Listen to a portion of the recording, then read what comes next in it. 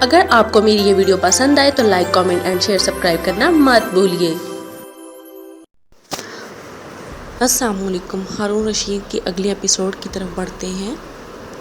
مخبر جب خاموش ہوا تب کچھ دیر خاموش رہ کر اسماعیل بن قاسم سوچتا رہا، پھر رات کی گہری تاریکی میں یزید بن انصا کی طرف دیکھتے ہوئے وہ کہہ رہا تھا: ابن انصا، میرے محترم بھائی، دشمن سے نمٹنے کے لیے میرے ذہن میں ایک طریقہ کار ہے۔ اس موقع پر میرے بھائی، دشمن پر ضرب لگانے کا کوئی طریقہ ہے اپنے ذہن میں رکھتے ہو تو کہو، اس پر عمل کیا جائے گا۔ اس لیے کہ اسماعیل بن قاسم اپنی بات مکمل نہ کر سکا، اس لیے بیچ میں یزید بن انصا بول پڑا، کہنے لگا: ابن قاسم میرے بھائی، تم میری عزت کرتے ہو اور میرا احترام کرتے ہو، اور میں سمجھتا ہوں کہ یہ بھی میرے لیے ایک سعادت ہے، اس لیے کہ میں تمہارا شکر گزار اور ممنون ہوں۔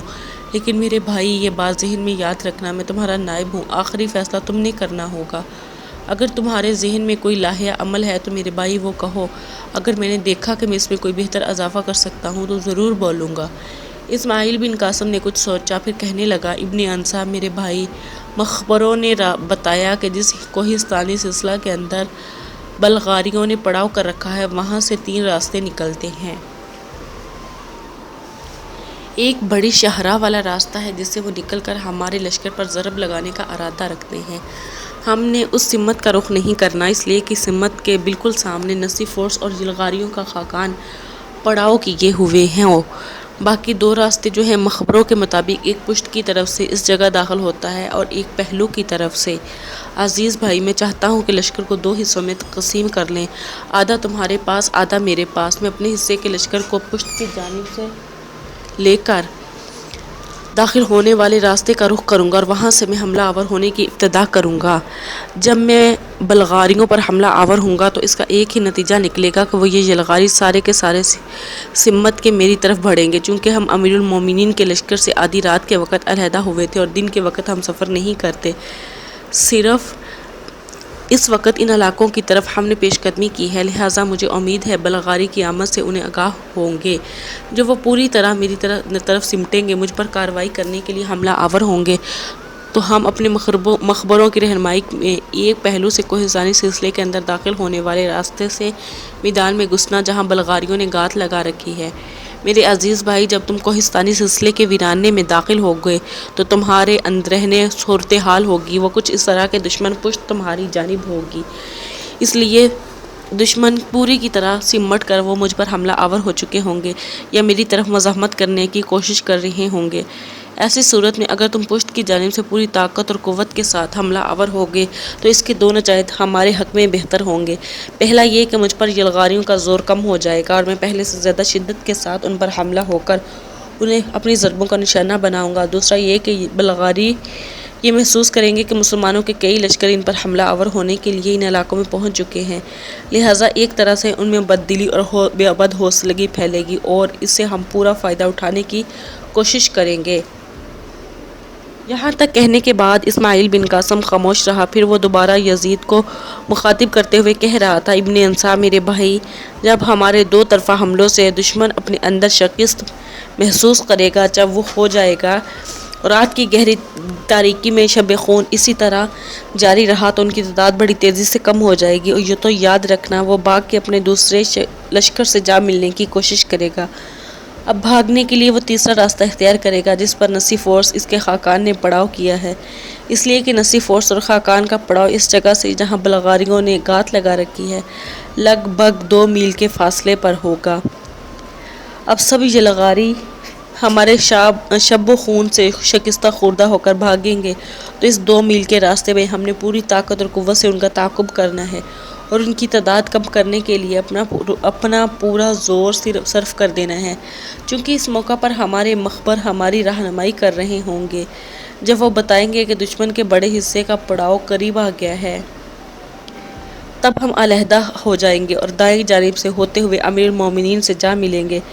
میرے بھائی، یہ میرا طریقہ کار ہے، یہی تجویز اس وقت میرے ذہن میں ہے، اس میں اگر کوئی تبدیلی کی چاہو تو میرے بھائی میں سمجھتا ہوں میں اسے تمہاری طرف سے اپنے لیے رہنمائی سمجھوں گا۔ اسماعیل بن قاسم جب خاموش ہوا تب رات کی گہری تاریکی میں یزید بن قلصہ مسکرایا اور کہنے لگا: ابن قاسم میرے بھائی، نہ میں اس میں کوئی ترمیم کرنا چاہتا ہوں اور نہ ہی تبدیلی، جو طریقہ کار تم نے وضع کیا ہے، یوں جانو یہ میرے لیے بالکل آخری، انتہائی مناسب اور عسکری اصولوں کے عین مطابق ہے۔ اس موضوع پر اب جانو کہ میں جو کچھ بھی کہنا نہیں کہہ چاہتا۔ یزید بن انصا کے اس جواب سے اسماعیل بن قاسم خوش اور مطمئن ہو گیا تھا، اور وہیں انہوں نے اپنے لشکر کو 2 حصوں میں تقسیم کیا اور اپنے مخبروں کی رہنمائی میں دونوں کوہستانی سلسلے کے ان مختلف دروں کی طرف بڑھے جن کے ذریعے وہ کوہستانی سلسلے میں داخل ہو کر دشمن پر شب و خون مارنے کا سلسلہ شروع ہو چکا تھا۔ رات شاہراہوں اور راستوں پر، مکانوں اور بازاروں میں، گلیوں اور کوچوں میں اپنی خواہشوں کی گٹھڑی اٹھائے بھاگتی چلی جا رہی تھی۔ گہری نیند نے جسم و روح کی جدائی کا ایک تماشا کھڑا کر رکھا تھا۔ خاموشیائی قضا کی رقاصہ آنکھوں میں رقص کرنے لگی تھی۔ وقت مسکراتے ہوئے رونما ہونے والے حالات کا جائزہ لے رہا تھا۔ فضاؤں کے اندر پیاس و خوف کو اساس البیت بنانے والے اندیشے تانک جھانک کرنے لگے تھے۔ موت و مرگ کے منتظر لمحے تنگ و البیت بنانے والے اندیشے تقبت کو زندگی کا نصاب اور خونی تعبیر زیست کو اپنا ہدف بنانے لگی تھی۔ یزید بن انصا کو کوہستانی کے سلسلے اس دور کے قریب آن رکا تھا جس کے اندر داخل ہو کر اس نے اسماعیل بن قاسم کے حملہ آور ہونے کے بعد دشمن کے لشکر کی پشت پر ضرب لگانے کی ابتدا شروع کرنی تھی، جبکہ اسماعیل کوہستانی سلسلے کے اس شرقی درے کی طرف بھاگا تھا جس میں سے اس نے اپنے شب و خون کی ابتدا کرنی تھی۔ وہ ایک وسیع و کھلی وادی تھی جس کے اندر یلغاریوں نے پڑاؤ کر رکھا تھا۔ یلغاری جو محتاط تھے، ان کے لشکر کا ایک حصہ آرام کر رہا تھا، دوسرا گہری نیند سویا ہوا تھا، جاگنے والا بالکل مستعد اور چوکنا تھا۔ ایسے میں اسماعیل اپنی کارروائی کی ابتدا کر چکا تھا۔ شب خون مارنے کے لیے وہ شرقی درے سے کوہستانی سلسلوں میں داخل ہوا۔ وہ تیزی سے اس کوہستانی وادی میں داخل ہوا جہاں بلغاریوں نے پڑاؤ کر رکھا تھا۔ پھر وقت آنکھ نے دیکھا، اسماعیل بن قاسم دیکھتے ہی دیکھتے بڑی برق رفتاری سے بلغاریوں پر بپھرے موسموں کی زمینوں سے نکل کر اپنی تقدیر کی تحریریں تلاش کرتے طوفانوں کی تعبیریں کی ساری تزئین بے کنارہ مہتاب خواہشوں ذات کی اندرونی دنیا کی ساری سطحوں، احساسات و جذبات کی ساری پرتوں تک کو مخدوش و خستہ آواز میں تبدیل کر دینے والے نئے انداز کو افسوں کاری کی طرح حملہ آور تھا۔ بلغاریوں کا وہ حصہ جو جاگ رہا تھا، اس نے بھی فوری کارروائی کی اور وہ بھی رد عمل کے طور پر اسماعیل کے لشکر پر درندگی صفا کی وحش و ستم آرائی بستیاں، ویران شہر کھنڈر کر دینے والا انتہا جوہر، اغیار اور ویرانیاں پھیلاتے گرداب کی طرح ٹوٹ پڑے تھے۔ اتنی دیر تک بلغاریوں کے لشکر کا وہ حصہ جو سو رہا تھا، آرام کر رہا تھا، وہ بھی جاگ اٹھا۔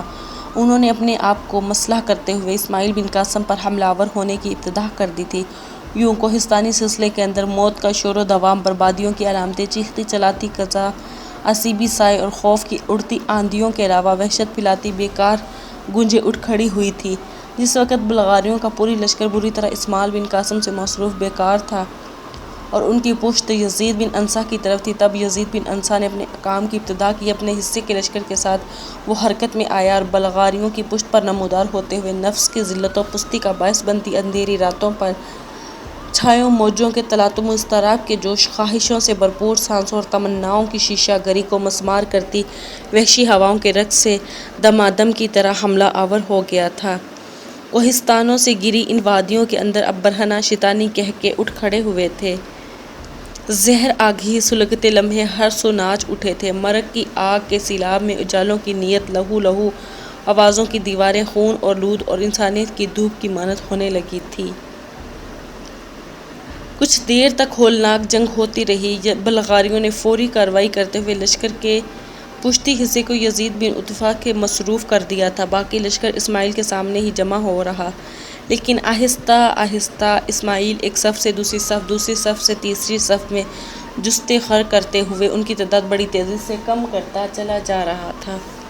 بلغاریوں نے بھی اندازہ لگا لیا تھا کہ اسماعیل بن قاسم ان کی صفوں کو ادھیڑتا چلا جا رہا ہے اور بڑی تیزی سے ان کی تعداد کم ہوتی چلی جا رہی ہے۔ اسی بنا پر یزید بن غلسہ کے سامنے کچھ لشکریوں کو ہٹا کر بڑی تیزی سے اسماعیل کی طرف منتقل کرتے چلے جا رہے تھے، جس کا نقصان انہیں یہ ہوا کہ یزید بن انصا پر ان کا دباؤ کم ہو گیا اور اس نے ان کی صفوں کے اندر گھس کر تباہی و بربادی کا کھیل شروع کر دیا تھا۔ اب کوہستانی سلسلے کی گری وادی کے اندر بلغاریوں کی حالت بڑی تیزی سے جروح و ظلم کی کئی زنجیروں، ہونکتے جنگل اور گونگی منطق میں سرگرداں مقدر کی رحوست، ستم و عذاب میں پھنسنے تصورات کے گرداب اور روتی خزاں رتوں سے زیادہ ابتر ہو جانا شروع ہو چکی تھی۔ دوسری جنگ اسماعیل بن قاسم، یزید بن انصا اور ان کے لشکریوں نے اندازہ لگا لیا تھا کہ ان کے مقابلے میں بلغاریوں کی تعداد بڑی تیزی سے کم ہو رہی ہے اور وہ افراتفری کے علاوہ آہستہ آہستہ بدنظمی کا شکار بھی پھیلاتے جا رہے ہیں۔ اور پھر دیکھتے ہی دیکھتے انہوں نے اپنے حملہ آوروں میں جارحیت اور تیزی پیدا کر دی، اور پھر اسماعیل بن قاسم اور یزید بن انصا کی بار بار تکبیریں بلند کرنے کے جواب میں مسلمان مجاہدین بلغاریوں پر زبان و مکان سے ماورا چنگارتی برہنہ بجلیوں جسموں کی دہلیزوں پر موت کی دستک سے دیتے مشیط کے جزا و سزا کے عناصر اور آتشی برساتیں طوفانی عفریت کی طرح ٹوٹ پڑے تھے۔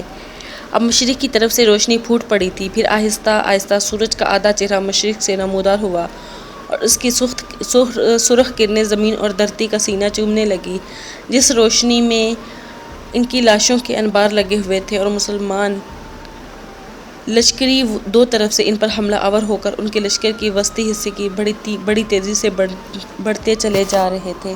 یہ صورتحال بلغاریوں کے انتہا درجہ کی ہولناک ثابت ہوئی، لہٰذا ان کے سالار نے مشورہ کیا اور پھر میدان جنگ چھوڑ کر وہ بھاگ کھڑے ہوئے۔ اسماعیل بن قاسم اور یزید بن انصا نے، جیسا کہ پہلے طے کیا ہوا تھا، پوری طاقت اور قوت سے تعاقب کرنا ہے، لہٰذا وہ بلغاریوں کے پیچھے لگ گئے تھے۔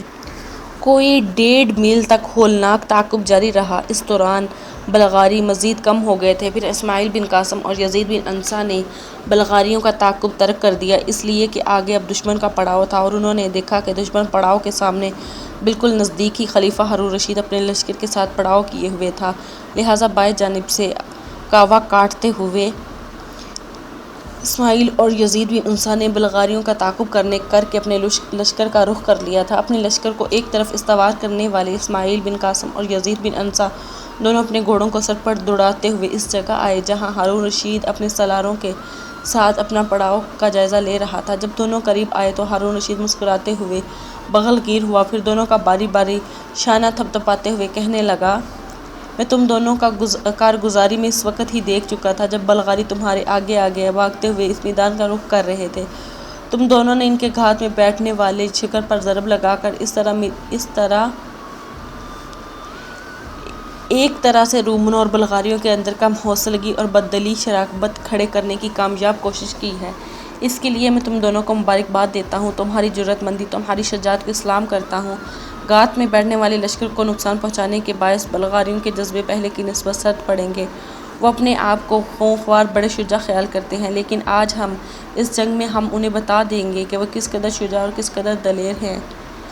ابن قاسم، میرے عزیز بیٹے، میں لشکر کو 3 حصوں میں تقسیم کرنے لگا ہوں۔ ایک میرے پاس رہے گا، دوسرا تمہاری کمانداری میں کام کرے گا۔ یہ لشکر کا وادیاں حصہ تمہارے سپرد ہوگا۔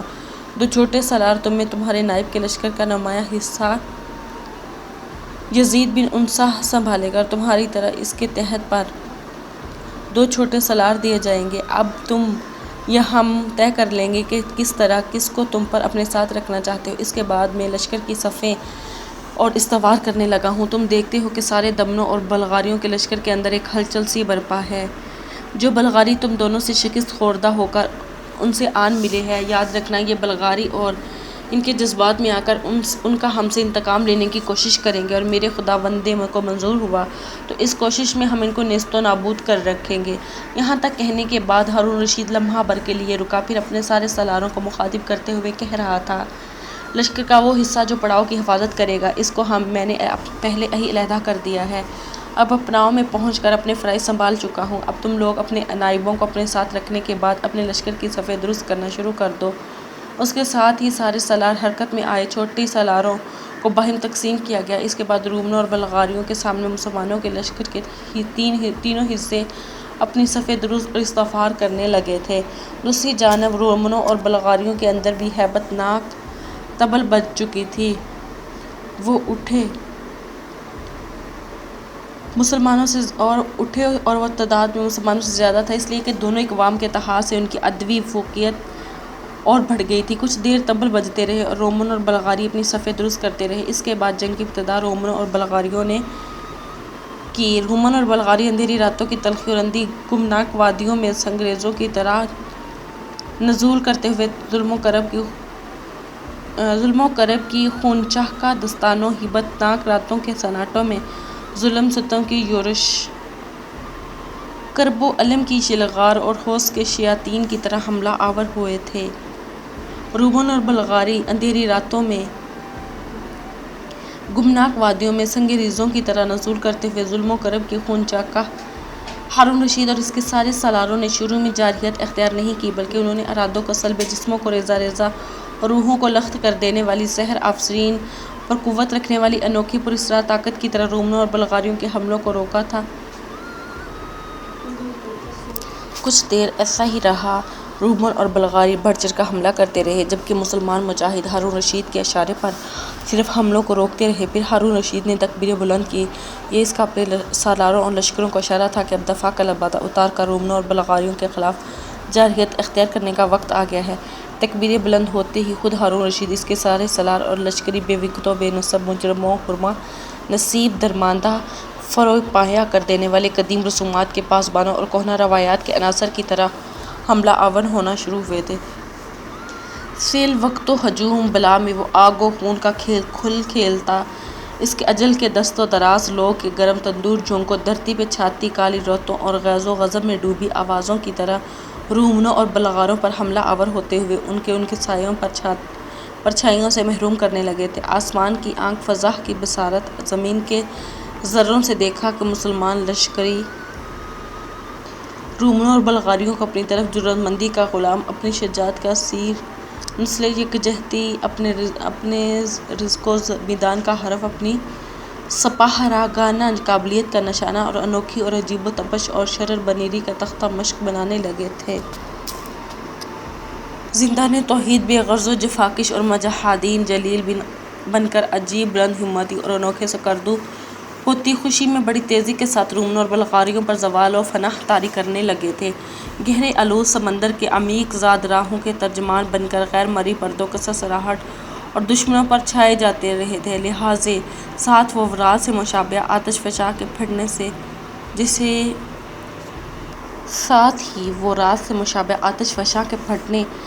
بلند آوازوں میں جیسے تکبیریں بلند کرتے ہوئے گویا نغمہ عبودیت الاپتے چلے جا رہے تھے۔ ان تکبیروں، ان جفاکش حملوں کے باعث میدان جنگ میں ایک عجیب سا سما ہو گیا تھا۔ اپنے آپ کو وحشی خون خوار کرنوں کے کالے لمحوں جیسا بہادر، اپنے آپ کو زندگی کے کسب بدموت کے مناظر جیسا بہادر اور دلیر سمجھنے والا یلغاری مجاہدین کے حملوں کے سامنے بناک بیداری میں اپنے آپ کو پتجھڑ کی رت و دھول میں، بکھری روشنی اور تلخی اور وباکی میں، جبکہ بستیوں کو ویران، آبادیوں کو دھواں کرنے والے رومن اپنے آپ کو اس کاروان کی طرح محسوس کر رہے تھے جس کا آغاز امیز، جس کا انجام عبرت خیز ہونا شروع ہو گیا تھا۔ رومنوں اور بلغاریوں نے کئی بار آپس میں صلاح مشورہ کرنے کے بعد اپنی پوری پرقوت کے ساتھ حملہ آور ہوتے ہوئے مسلمانوں کو پیچھے دھکیلنے کی، لیکن ان کی کوشش ناکام رہی، صرف اس لیے کہ جوابی کارروائی کرتے ہوئے ان کی مسلمانوں کی لشکری جو آبادات تھی، جوابی کارروائی کے لیے بگولور سمندر تک کولر زدہ دینے والی بونچال کے جھگڑوں اور کبھی عقوبات کے ساتھ ساتھ اور بھی بہت سی ایسی باتیں تھیں جیسے جابر و قہر، دل آشوب مناظر کی طرح جوابی کارروائی کرنے کے لیے اور آگے بڑھنے کے لیے، یہ دیکھتے ہی دیکھتے جوابی کارروائی کرتے ہوئے ان کی صفیں اور دیرنا شروع کر دیے تھے۔ اپنے لشکر کی تعداد بڑی تیزی سے کم ہوتے ہوئے دیکھ کر رومنوں اور بلغاریوں دونوں کو اپنی شکست اپنے سامنے دکھائی دینے لگی۔ پھر پسپا ہو کر دونوں قوتیں بھاگ کھڑی ہوئیں، لیکن ان دونوں کی بدبختی کہ بھاگنے سے پہلے انہوں نے یہ طے نہ کیا کہ کس سمت بھاگیں، کس جبہت کا رخ کرنا ہے۔ جہاں تک رومنوں کا تعلق تھا تو انہیں ان کا شہنشاہ نصیب فورس کہ ہر قبلہ ہر کلیہ شہر کی طرف بھاگا اور پہلی جنگ کی طرح ہر کلیہ شہر میں محصور ہو گیا تھا، اس لیے کہ ہر کلیہ شہر کی فصیل بڑے بڑے پتھروں سے بنی ہوئی تھی، انتہائی مضبوط اور مستحکم تھی، اس لیے خیال تھا کہ اس میں رہتے ہوئے وہ جنگ کو تول دے کر بچ سکتے ہیں، جبکہ یلغاری رقوم کے عوض فورس کی مدد کرنے کے لیے آئیں گے۔ کافی دور تک بلغاریوں کا قتل عام کرنے اور انہیں اپنے لیے بے خطر بنانے کے لیے ہارون رشید اس کے سالار مڑے۔ پیچھے آنے والا لشکر پڑاؤ کا سارا سامان بھی ان کے پاس پہنچ گیا۔ جب ایسا ہوا تب ہارون رشید اپنے لشکر کے ساتھ مڑا۔ اس نے رومنوں کے شہر ہرکلیہ کا رخ کر لیا تھا۔ ہرکلیہ شہر سے باہر پڑاؤ کرنے کے بعد ہارون رشید اور اس کے سارے سالاروں نے کام کیا وہ یہ کہ زخمیوں کی دیکھ بھال کی گئی۔ اس کے بعد لشکر کے کھانے کا اہتمام کیا گیا۔ اس والی شب کو لشکریوں کو مکمل آرام اور استراحت کرنے کا موقع فراہم کیا گیا۔ اگلے روز الرشید نے اپنے خیمے میں اپنے سارے چھوٹے بڑے سالاروں کا اجلاس طلب کیا۔ جب سارے سالار اس خیمے میں جمع ہو گئے تب ہارون رشید نے ایک نظر غائران ڈالی اور کچھ سوچا، پھر انہیں مخاطب کرتے ہوئے وہ کہہ رہا تھا: عزیز امن، یہ ہم سب کی خوش قسمتی ہے کہ ہم نے رومیوں اور یلغاری دونوں کو متحدہ لشکر کو شکست دے کر مار بھگایا ہے، اور یہ خداوند قدوس کا ہم پر بہت بڑا احسان ہے کہ ایسی مہربانی ہے جس کا ہم شکریہ ادا نہیں کر سکتے۔ میرے عزیز، پہلے بھی ایک بار رومنوں کا بادشاہ نسی فورس ہمارے ہاتھوں شکست اٹھانے کے بعد ہرقلیہ شہر میں محصور تھا، اور جب اس نے دیکھا کہ ہم نے محاصرے میں سختی پیدا کر دی ہے تو وہ ہمارے ساتھ شرائط طے کرنے پر مجبور ہوا تھا، لیکن اس بار میں اس کے خلاف دوسرا طریقہ اختیار کروں گا تاکہ یہ بار بار ہمارے خلاف شورش برپا کرنے کی کوشش نہ کرے اور آنے والے دنوں میں مکمل طور پر ہمارا مطیع اور فرما بردار ہو جائے۔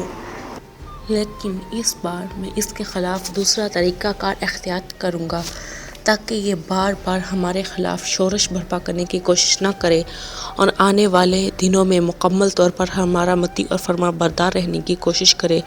یہاں میں تم پر یہ واضح کر دوں کہ ہرقلیہ شہر کے اندر محصور رہتے ہوئے یہ اس بار معلوم کرنے کی کوشش کرے گا کہ پہلے یہ کہ قسطنطنیہ کا اسد بھجوائے گا، وہاں سے مزید لشکری منگوائے گا۔ دوسرا کام یہ کرے گا، وہ بلغاریوں کی طرف تیز رفتار ہرکاریں روانہ کرے گا، اور جو نیا لشکر قسطنطنیہ سے آئے گا اس کے لیے حکم جاری کرے گا کہ وہ بلغاریوں کے ساتھ ساتھ اور دونوں کے لیے تجویز پیش کرے گا۔ وہ شہر کے باہر سے ہم پر حملہ آور ہو کر رات کے وقت مناسب موقع دیکھتے ہوئے ہم شب خون مارتے ہوئے ہمیں نقصان پہنچانے کی کوشش کریں گے، اور شہر کے اندر سے خود نسی فورس دن کے وقت یا رات کے کسی بھی وقت لمحے نکل کر ہمیں طویل جنگ میں الجھانے کی کوشش کرے گا، لیکن میں رومنوں اور بلغاریوں کو ایسا کرنے کی مہلت نہیں دوں گا۔ میرے عزیزو، تم دیکھتے ہو کہ اس علاقے میں درخت بے شمار ہیں، لشکر کے اندر زناں بھی کافی ہیں۔ تھوڑی دیر تک جب ہم اس اجلاس تمام ہو جائے گا تو درخت کاٹنے کا سلسلہ شروع کیا جائے گا اور آنے والی شب کو منجنیقیں تیار کی جائیں گی۔ رات کے وقت ہی پتھروں کے ڈھیر لگا دیے جائیں گے۔ اس کے بعد میں چاہتا ہوں ہرقلیہ شہر کی فصیل پر سنگ باری کرتے ہوئے فصیل کو توڑ کر شہر پر قبضہ کرنے کی کوشش کی جائے۔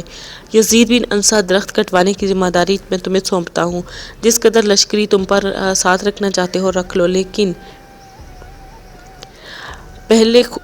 یاد رکھنا کہ سب سے پہلے ذمہ داری اس لیے سونپ رہا ہوں کہ پہلے خشک درخت کاٹے جائیں گے،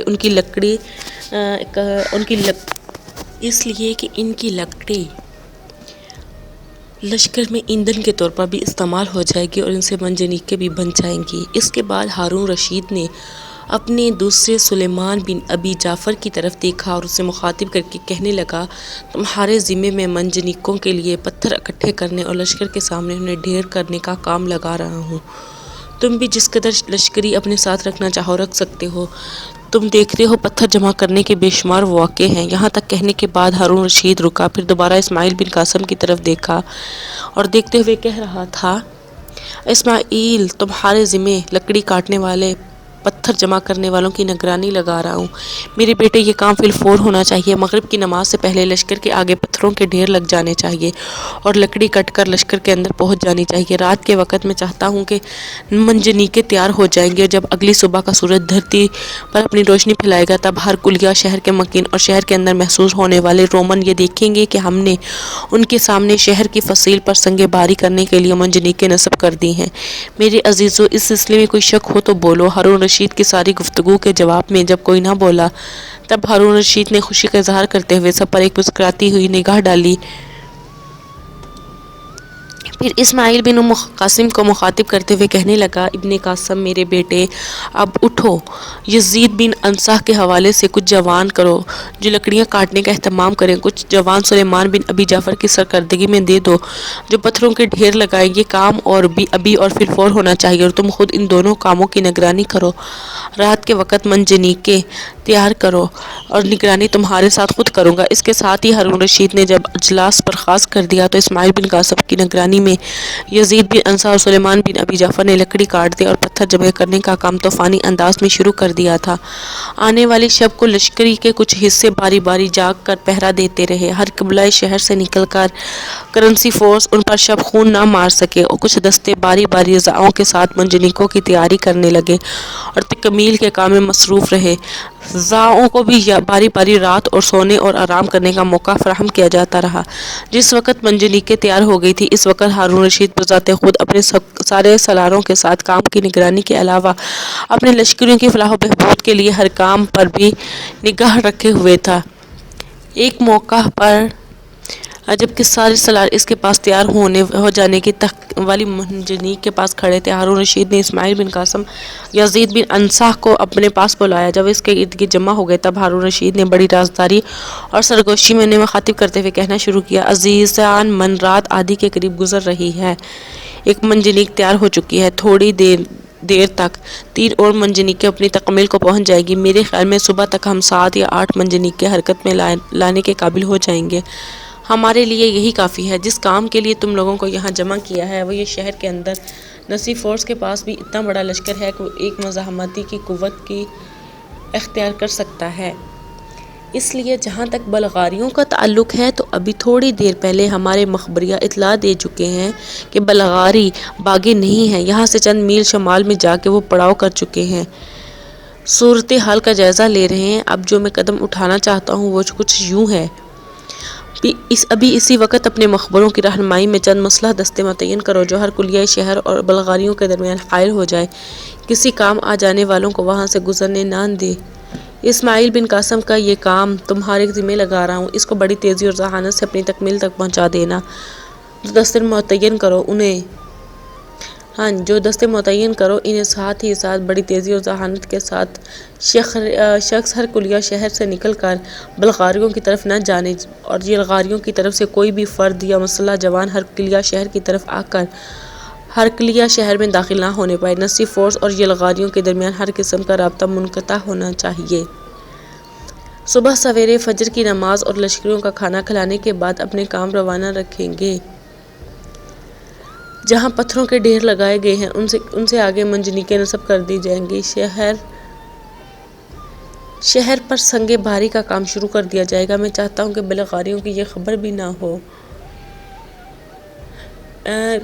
اور ان کے ساتھ ساتھ یہ بھی دیکھ لینا کہ ان کو خبر ہو بھی گئی تو یلغاری اس کے ساتھ نہیں دیں گے۔ شہر کے اندر محصور نسی عارتوں اور لشکریوں کو سپہ سالاروں کے ساتھ رہتے ہوئے ایک عرصہ ہو چکا ہے، لیکن بلغاری اس لیے رک گئے ہیں کیونکہ حالات کا انتظار کر رہے ہیں اور یہ بھی ممکن ہے کہ وقت سے فائدہ اٹھا سکتے ہیں۔ لیکن ہم پر شب خون مارنے کی بھی کوشش کریں، لیکن ہم ایسا موقع نہیں دیں گے، کیونکہ اگر ہم نے ایسا موقع دیا تو اس وقت بھی ہمارے لشکر کے 2 حصے مستعد ہیں۔ ہر ایک قبیلہ شہر کی طاقت اور قوت سے نمٹ سکتا ہے، اور اگر بلغاری کا رخ ادھر ادھر ہے تو بھی بتا سکتے ہو۔ بلغاری اس لیے رک گئے ہیں کہ وہ حالات کا انتظار کریں گے اور یہ بھی ممکن ہے کہ وقت سے فائدہ اٹھاتے ہوئے ہم پر شب و خون مارنے کی بھی کوشش کریں، لیکن ہم ایسا نہیں موقع دیں گے۔ اس وقت بھی ہمارے لشکر کے 2 حصے مستعد ہیں، ہر ایک قبیلہ شہر کی طاقت اور قوت سے نمٹ سکتا ہے۔ اگر بلغاری ادھر کا رخ کرتے ہیں تو دائیں جانب جو ہمارا لشکر ہے وہ بلغاریوں کے شب و خون کو ناکام بنا سکتا ہے۔ ابن قاسم مسلح سے دستبرداروں مخبریوں کو رہنمائی میں یلغاریوں اور ہر کولہ من کے بسند کے ساتھ ساتھ چلتے رہیں گے تو بہت پیچھے رہ جائیں گے۔ اپنے فرائض انجام دیتے رہیں۔ میں چاہتا ہوں کہ جو بھی سلسلہ ہے وہ ٹائم سے شروع ہو سکے، اور اس سلسلے کو وقت پر شروع کرنے سے مراد بھی کیا ہے وہ بھی میں آپ کو بتاتی چلی جاتی ہوں کہ چاہتا ہوں کہ یہ سلسلہ کل شام تک قائم رہے اور بلغاریوں کو کچھ خبر نہ ہونے پائے ہر کلیہ شہر میں نسی فورس پر کیا گزر رہی ہے، جبکہ میں ہر کلیہ شہر صبح سویرے سے ہی سنگ باری شروع کروں گا اور نسی فورس کو مجبور کر دوں گا کہ ہمارے سامنے ہتھیار ڈالے، اپنی شکست کو تسلیم کرے اور اپنے رویے کی معافی مانگے، اور اگر اس نے ایسا نہ کرنے سے انکار کر دیا تو گردن آپ کے سامنے ہوگی۔ اور اپنے رویے کی معافی مانگنے، اگر اس نے ایسا کرنے سے انکار کر دیا تو گردن آپ کے سامنے کاٹی جا سکتی ہے۔ پھر دیکھتے ہی دیکھتے عزیز من ہر کلیہ شہر کو تسخیر کرنے کے کسی نسی فورس کے لیے بہت اہم تھا۔ اپنے سامنے جھکانے کے بعد جو پہلا کام میں کروں گا وہ یہ ہے کہ